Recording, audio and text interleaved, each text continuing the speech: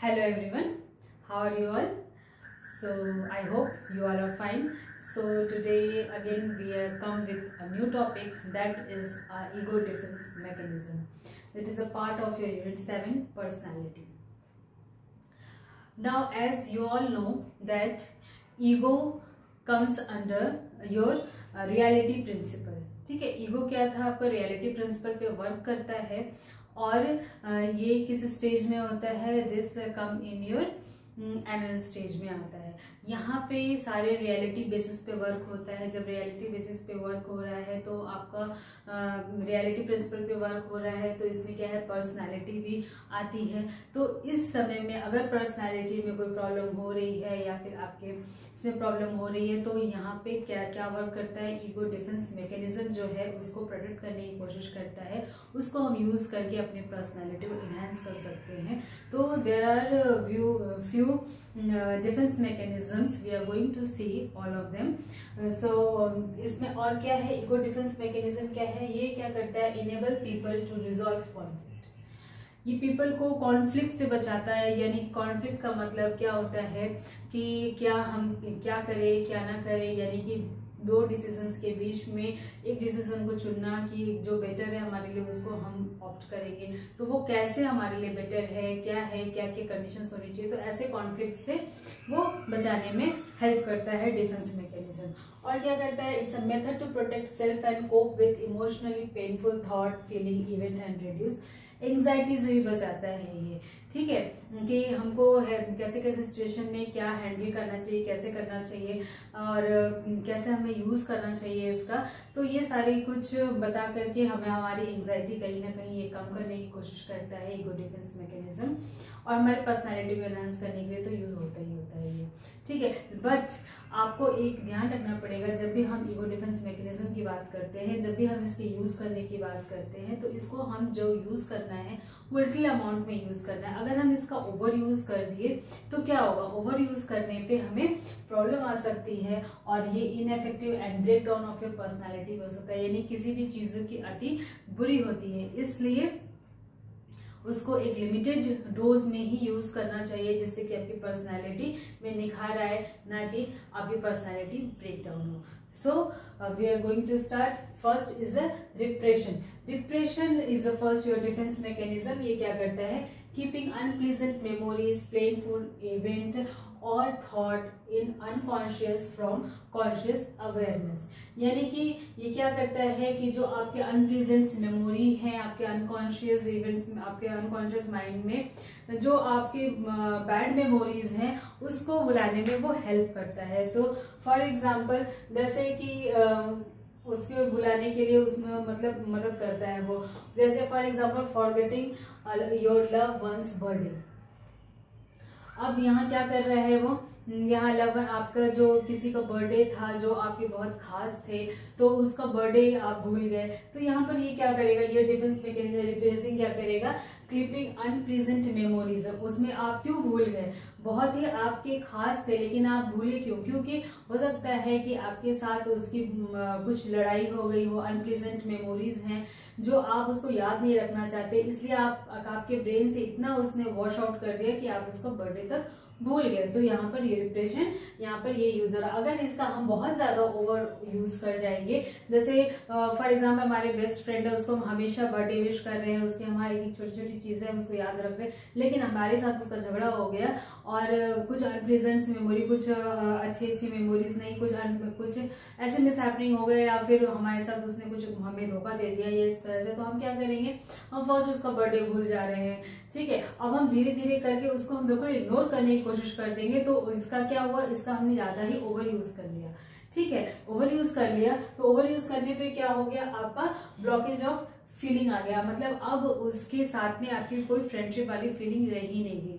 ठीक है, तो ऐसे समय में क्या होता है, रिप्रेशन ऐसे ऐसे सिचुएशंस को हैंडल करने में यूज करता है। अगर आप इसका ज्यादा यूज कर लोगे तो ये प्रॉब्लम आ सकती है। ठीक है, फर्स्ट हो गया रिप्रेशन और second is your denial. Denial का मतलब होता है डिनाई करना।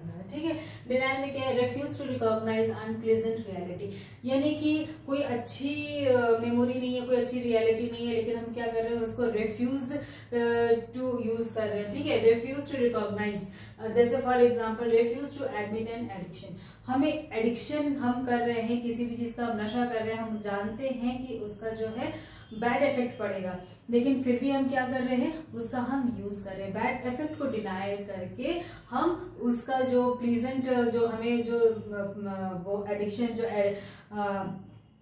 जो है हमें किसी भी चीज का, चाहे अल्कोहल का हो, चाहे किसी ड्रग्स का हो, ठीक है, उसका वो प्लीजेंट, उसको लेकर के जो हमें प्लीजेंट फील हो रहा है, बस हम उतना ही देख रहे हैं, लेकिन हम क्या दूसरे पहलू नहीं देख रहे कि इससे हमें कितना नुकसान हो सकता है, जबकि हम जान रहे हैं कि इससे हमें नुकसान होगा।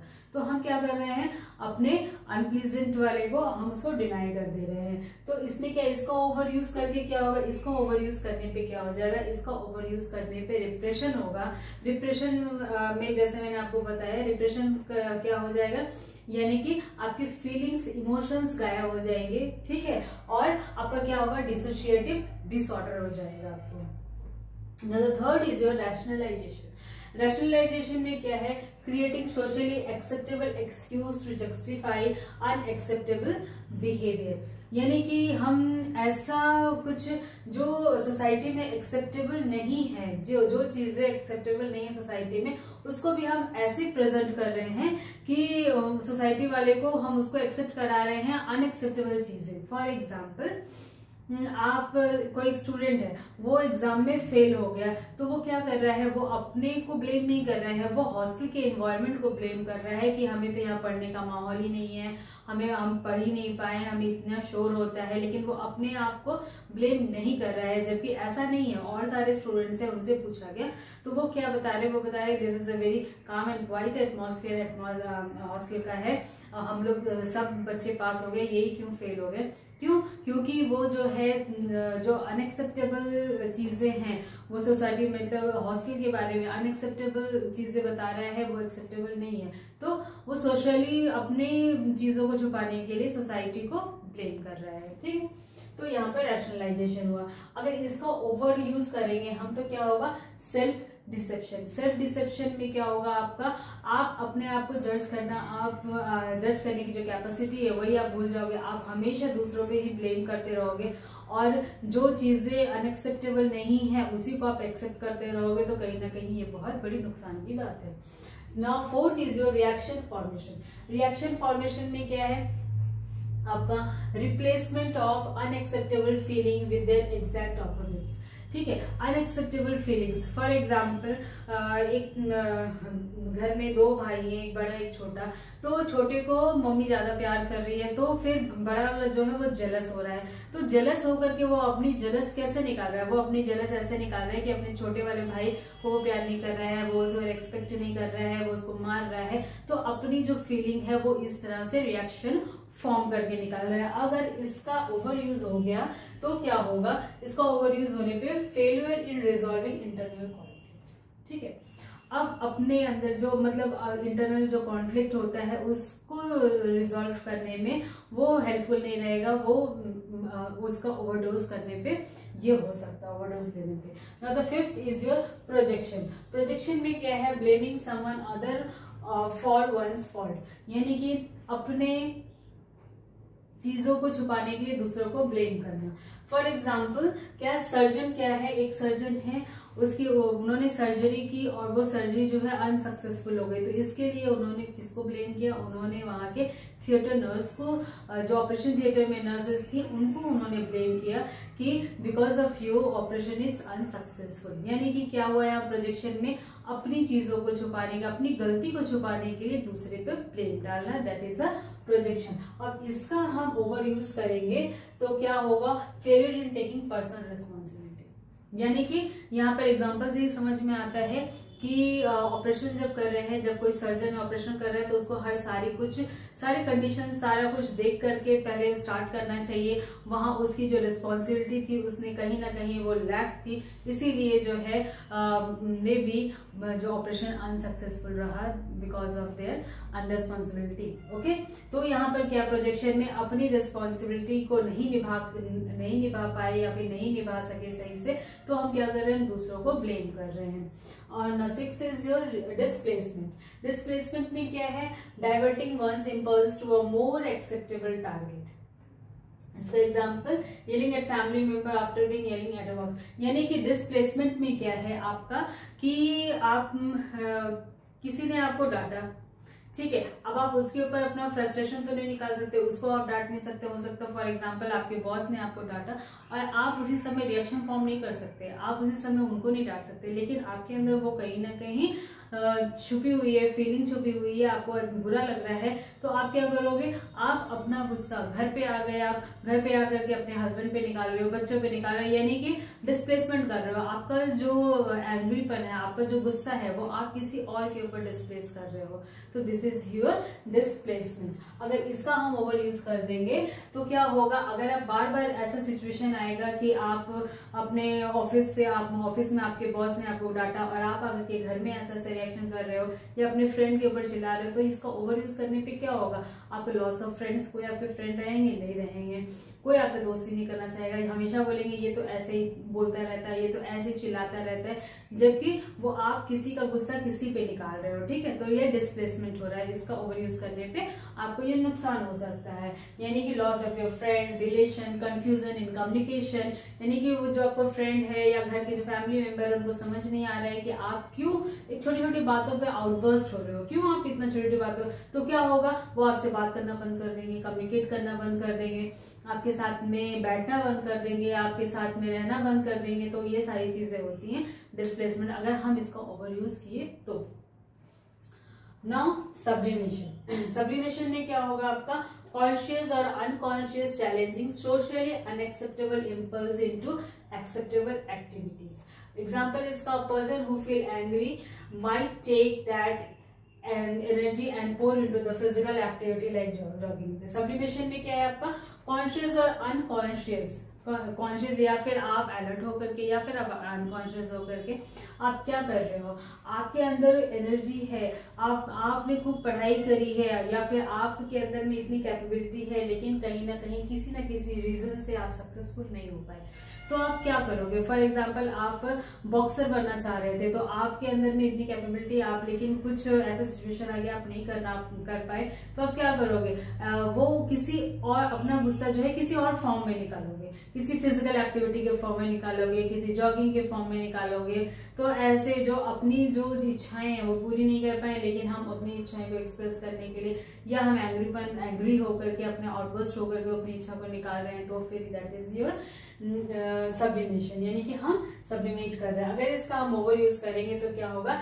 चैलेंजिंग इंस्टिंक्ट्स ब्लॉक, यानी कि आपके अंदर जो कैपेबिलिटी थी, आप बन सकते थे, लेकिन कुछ ना कुछ रीजन है आप नहीं बन पाए, आप उसको सॉल्व करने के बदले में आप क्या कर रहे हो, उस रीजन को सॉल्व करके आगे बढ़ने के बजाय आप क्या कर रहे हो, आप अपने जो एंग्री आपके अंदर है आप नहीं कर पाए, इसको आप एक एंग्री फॉर्म में निकाल रहे हो और किसी और के ऊपर निकाल रहे हो, या कुछ फिजिकल फॉर्म में या किसी भी फॉर्म में। तो इसका अगर हम ओवर यूज करेंगे तो क्या होगा, इसको ओवर यूज करने पे चैलेंजिंग इंस्टेंट ब्लॉक, यानी कि आप सिचुएशन को चैलेंजिंग वे में नहीं ले पाओगे, हमेशा आप अपनी चीजों से भागते रहोगे और किसी और पे वो ऐसे रिएक्शन फॉर्म करते रहोगे, ठीक है।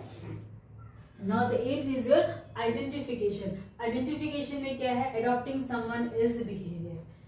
Identification, adopting someone is behaviour, किसी और का बिहेवियर जो है अपने आप लेकर के बोलना। फॉर एग्जाम्पल बच्चे होते हैं, छोटे छोटे बच्चे होते हैं, वो घर में पेरेंट्स कभी कभी वो पेरेंट की मिमिक्री करते हैं, ठीक है, तो वो पेरेंट्स जैसे बोल रहे हैं और डांट रहे हैं तो उनको समझ तो आता नहीं है, लेकिन वो बिना समझे ही मिमिक्री करने लगते हैं कि इस तरह से, या फिर हम कोई और बोल रहे हैं तो हम उसी की बात को बिना सोचे समझे रिपीटेशन करना, that is your identification. Now 9th is your intellectualisation. Intellectualisation में क्या है, ignoring troubling emotional aspect bye focusing an abstract idea, ठीक है। Intellectualisation, ignoring troubling emotional aspect bye focusing and abstract idea. Ignore करना, intellectualisation में ignore करना, किसी भी सिचुएशंस आ रहा है उसको इग्नोर करके आपके, फॉर एग्जांपल एक एक्सीडेंट हो गया, ठीक है, एक्सीडेंट हो गया तो हम क्या कर रहे हैं, एक्सीडेंट हो गया और कोई आया हमारे पास बोलने के लिए, तो हम उसकी बातें वो नहीं सुन रहे हैं, उसको इग्नोर करके हम उसको अपनी बात बता रहे हैं कि पता है आज तो मेरे साथ ऐसा हुआ, आज तो मैंने ये डिश बनाया, आज वो बनाया, मतलब आपकी परेशानी को नहीं सुन करके वो अपनी ही बोलते जा रहा। तो इसका मतलब क्या होगा, इसका मतलब ये हो रहा है आपका इंटेलेक्चुअलाइजेशन में कि आप फिर दोबारा आप क्या उसके पास जाओगे अपनी परेशानी लेके या अपनी चीजों को बोलने के लिए नहीं, तो फिर इसका ओवरडोज में क्या होगा, लिमिटिंग इफेक्टिव एक्सप्रेशन, यानी कि आप किसी, आपका जो इफेक्टिव एक्सप्रेशन है किसी और के लिए आप जहां बोलने जा रहे हो, किसी और के पास में आप सोच रहे हो कि अब मैं बोलूंगा कुछ हेल्प मिलेगी, तो यहाँ पर ये लिमिटेड हो जाएगा कि नहीं हमें नहीं बोलना है, क्योंकि वो हमारा सुनेंगे नहीं, हमारे मतलब कुछ लिमिटेड एक्सप्रेशन नहीं देंगे, ठीक है। तो यहाँ पर क्या है, intellectualisation. Now 10th is your suppression. Suppression में क्या है, activity choosing to what is important, ठीक है, वो एक्टिविटी कॉन्शियस या अनकॉन्शियस वे में होकर के उस एक्टिविटी को चूज करना जो आपके लिए इम्पोर्टेंट है, यानी कि voluntary rejection of unacceptable thought. Voluntary rejection, unacceptable thought, जो भी थॉट्स है वो अगर अनएक्सेप्टेबल है तो उसको वॉलेंट्री हम रिजेक्ट कर रहे हैं। फॉर एग्जाम्पल आपका है student failing in an exam not forthcoming about his her marks. अब स्टूडेंट ने तो इतनी मेहनत करी, ठीक है, स्टूडेंट ने इतनी मेहनत करी और एग्जाम का रिजल्ट आया और उसे जो मार्क्स आए उसमें वो फेल हो गए एग्जाम में, और उन्होंने मार्क्स देखा तो वो एक्सेप्टेबल था ही नहीं। तो अनएक्सेप्टेबल है, अनएक्सेप्टेबल चीजों को कैसे वो एक्सेप्ट करे, तो इस तरह से वो उसको एक्सेप्ट कर ही नहीं पा रहे कि कहीं ना कहीं ये सोच रही है कहीं ना कहीं ये फॉल्ट है चेकिंग में, इसलिए हम फेल हो गए, लेकिन क्योंकि हमने इतनी मेहनत करी थी तो चूजिंग दैट वन, जो उसके लिए अच्छा है उसी को वो चूज कर रहे हैं, ठीक है। तो इसका है आपका सप्रेशन। तो ये सारी हैं आपके ईगो डिफेंस मैकेनिज्म्स जो हम यूज करते हैं इन सिचुएशंस में। अगर हमने इसका ओवर यूज किया तो भी बैड इफेक्ट आएगा, तो इसीलिए ये लिमिटेड डोज में यूज करना चाहिए हमें, और अगर हम अच्छी तरह से इसको यूज कर रहे हैं तो ये हमारी पर्सनालिटी को और इनहेंस करेगा, ठीक है। So that's all for today. Ego defence mechanism में हमने देखा repression, denial, rationalisation, reaction formation, projection, displacement, sublimation, identification, intellectualization and your suppression. And there are basically two type of ego defense mechanism को two different types में बांटा गया है, that is adaptive and maladaptive। Adaptive में आपके जो defence mechanisms आते हैं वो है रिप्रेशन, रैशनलाइजेशन है, कंपनसेशन है, सब्लिमेशन है एंड सब्स्टिट्यूशन है। एंड जो मैल एडेप्टिव में आते हैं, मैल एडेप्टिव में आपके आ रहे हैं, यानी कि एडेप्टिव में यानी कि जो आपने एडेप्ट किया, मैल एडेप्टिव जो पहले से एडेप्ट था तो उसमें आपके आ रहे हैं डिस्प्लेसमेंट, डिनायल, ठीक है, आइसोलेशन। आइसोलेशन में क्या है, आप बिल्कुल आइसोलेट हो जाते हो, किसी से बात नहीं करते, सप्रेशन, रिप्रेशन, ठीक है, ये किसी और ने जो आपको दिया, रिएक्शन फॉर्मेशन, प्रोजेक्शन, आपका डिसोसिएशन, ये सारे जो हैं आपके मैल एडेप्टिव में आते हैं। तो टू कैटेगरीज में बांटा गया है, that is adaptive and maladaptive. Maladaptive जो आप एडेप्ट करके, और इस सब चीजों में आपके ईगो डिफेंस मैकेनिज्म में ये दो कैटेगरी है और इसके अंदर में ये सारे सब डिविजन्स होकर के आते हैं, ठीक है। So that's all for today.